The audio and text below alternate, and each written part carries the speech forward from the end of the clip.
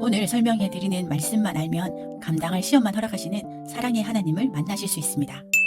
하나님이 나에게만 무거운 짐을 주시는 것 같아서 좌절하고 계시는 분들이 있으시죠? 기쁨을 누리시게 될 겁니다. 오늘 영상 마지막에는 시험을 피하는 방법과 시험을 이기는 핵심 키워드를 알려드리겠습니다. 고린도전서 10장에서 바울은 출애굽 백성이 도착한 광야가 바로 감당할 만한 시험이었다고 말합니다. 결국 감당할 만한 시험이었는데도 불구하고 그들은 처절하게 실패합니다.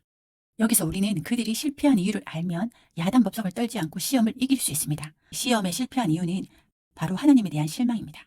혹시 여러분들은 하나님께 실망한 적이 있으세요?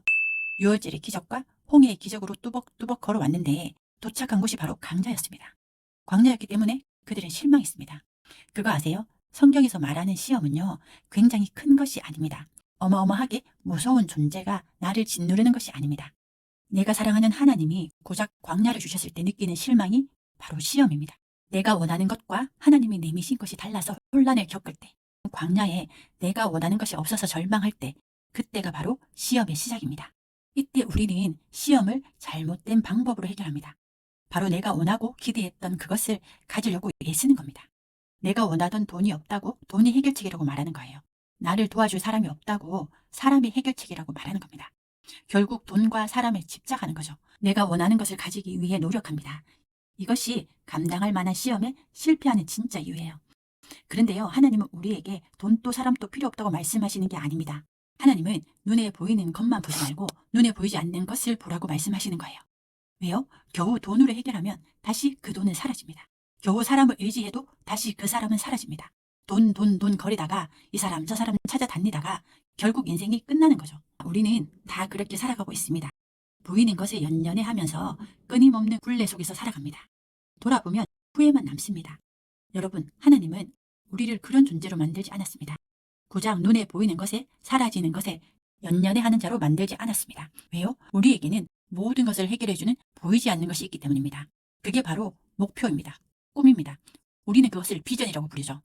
성경에서는 믿음이라고 말합니다. 소망이라고 말합니다. 금메달을 딴 선수나 큰 성공을 이룬 사업가들은 모두 다 꿈이 있었습니다. 목표가 있었습니다. 그들은 보이지 않는 것으로 보이는 것을 이루어냈습니다. 성경에는 보이지 않는 것으로 보이는 것을 이루어낸 사람들이 더 많습니다. 아브라함은 열국의 아비라는 보이지 않는 비전으로 살았습니다. 비록 족장 시대에 나그네로 살았지만 이스라엘의 조상이 됩니다. 요셉은 형들이 자신에게 절을 하는 보이지 않는 꿈으로 살았습니다. 비록 형들에게 버림을 받았지만 결국 꿈은 이루어집니다. 바울에게는 이방인을 전도하는 목표가 있었습니다. 비록 바울의 사역은 험난했지만 우리가 바로 그 선교의 증인입니다. 예수님에게는요, 모든 사람을 구원하는 비전이 있었습니다.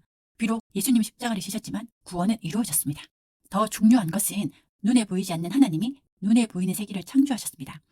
이것이 바로 하나님 나라의 원리입니다. 눈에 보이는 것은 100% 실패입니다. 눈에 보이지 않는 것으로 눈에 보이는 것을 정복하는 나라가 바로 하나님 나라입니다. 눈에 보이지 않는 것으로 승리하는 것이 바로 하나님의 계획이십니다. 그렇기 때문에 당연히 하나님 나라의 백성이라면, 하나님의 아들이라면 눈에 보이지 않는 것으로 살아내야 하는 것입니다. 이제 감이 오시죠? 결론을 말씀드리겠습니다.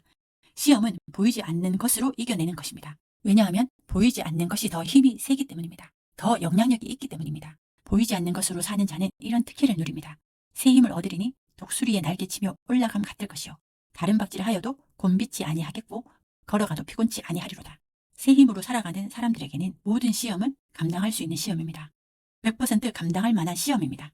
여기서 눈에 보이지 않는 믿음을 즉각적으로 일어나는 기적으로 오해하시면 안 됩니다. 진짜 믿음은 시간이 필요합니다. 정금같이 단련되는 시간이 필요합니다. 그럼에도 불구하고 믿는 믿음이기 때문입니다. 하나님은 우리를 구원하셨지만 불완전한 이 땅에 계속 살게 하십니다. 왜요? 그럼에도 불구하고 믿음으로 살아내고 그럼에도 불구하고 승리하기 원하시기 때문입니다. 바울은 이렇게까지 말합니다. 우리가 소망으로 구원을 얻었음에 보는 것을 누가 바라리요? 우리는 보는 것을 바라는 자가 아닙니다. 보이지 않는 것으로 살아가는 자입니다. 다윗은 이렇게까지 선포합니다. 주여, 내가 무엇을 바라리요? 나의 소망은 주께 있나이다. 우리가 시험을 피하는 방법은요, 눈에 보이지 않는 것을 가지는 것입니다. 우리가 시험을 이기는 방법 또한 눈에 보이지 않는 것을 바라보는 것입니다. 오늘은 감당할 만한 시험을 주시는 하나님과 보이지 않는 것으로 보이는 것을 정복하는 하나님 나라에 대해 나눴습니다.